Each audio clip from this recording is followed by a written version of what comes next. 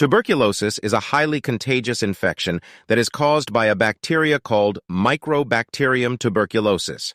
This bacteria is rod-shaped bacteria that is usually present in the air or around the surrounding of patients who have lungs tuberculosis. When patients who have lungs tuberculosis cough or sneezes, then these bacteria comes out in form of tiny droplets of saliva from his mouth. These bacteria can survive in air for many hours. In presence of sunlight, the bacteria don't survive long, but in darkroom, these bacteria can even be alive for months.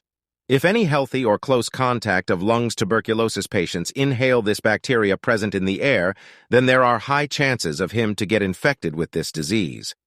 People who have weak immune system due to any disease or any other reasons are prone to develop this infection at any stage in life.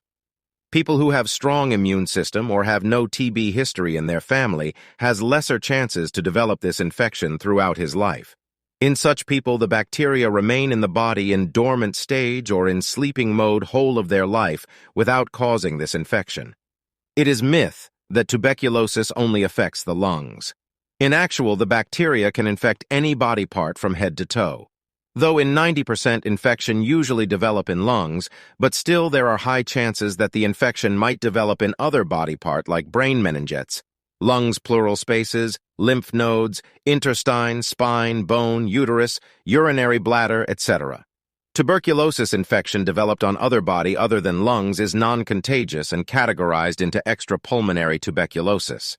So patients who have developed extrapulmonary tuberculosis need not to fear about its spreading to other close contact.